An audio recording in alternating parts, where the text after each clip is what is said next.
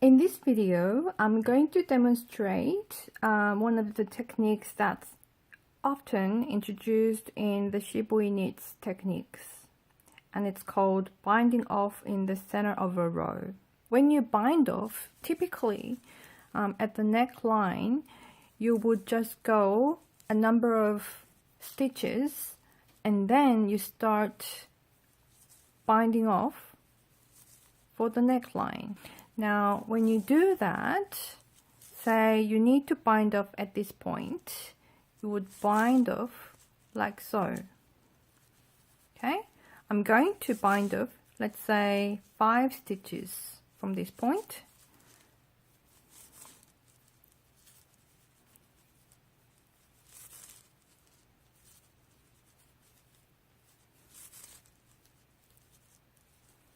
Okay, I've bound off 5 stitches, and let's have a look at the fabric. And here is the beginning of the bind off.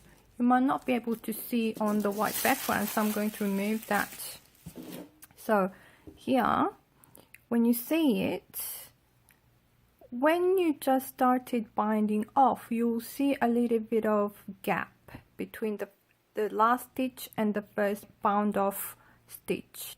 Normally this gap is fixed when you do the neckline later on, because you would be picking up those stitches and then knit for the neckline, and it will typically disappear anyways. And there's another way, and in shibui knits it's called binding off in the center of a row. I'm going to demonstrate how it says in the pattern technique. It says, this technique prevents a weak gap at the either end of a mid-row bind off. Okay, now this is how you do it. Work to last stitch before the bind off. So say you need to bind off at this point. Okay, so I'm going to knit to that stitch. So this is just an example. You could apply this to any of your patterns. So now say you need to begin binding off. Now at the first stitch, what you need to do is you KFB this stitch, making an extra stitch. Okay, so that's the extra stitch. Once you create this extra stitch is not counted in the number of stitches that needs to be bound off. Say you need to bind off 5 stitches, then you would only bind off 4 stitches. For example, you would bind off 1, 2, 3, 4 stitches. Now you don't see that loose gap here. So say if you needed to bind the 5 stitches, you would bind the 4 stitches instead. So that's what I did. So I actually needed to bind the 5, but instead I bound the 4.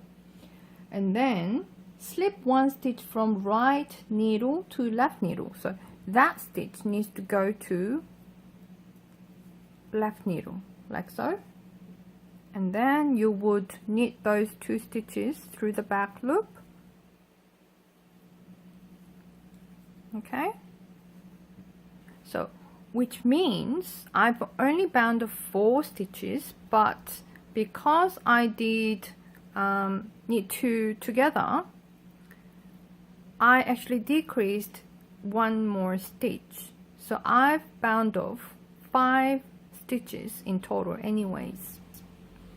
Now, as you can see, there is no loose gap in the beginning nor in the end, so which is great.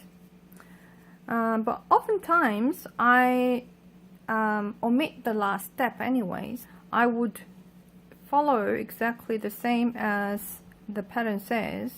I would make an extra stitch and then begin binding off.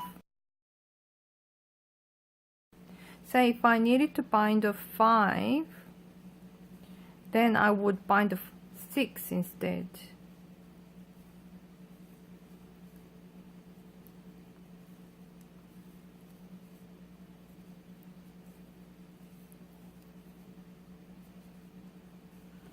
And I wouldn't do that last step as the pattern technique describes. The reason being, sometimes I don't really like that bulkiness of that K2 together at the last stitch. Normally when you do the neckline, it doesn't really matter, because when you continue, you would normally work this side of the shoulder first. And as you can see, there's not much difference between that K2 together or if you just carry on and knit it across anyways. So I don't really bother to do the last step, but you could if you wanted to, as the pattern technique describes. Either way, it's the same. The only difference is in the bound of stitch count. In my case, I would bind off 1 more stitch. If you want to follow the pattern technique, then you would bind off 1 stitch less. That's all. It's simple as that. So that's it. That was very simple, wasn't it? So that was how to do binding off in the center of a row.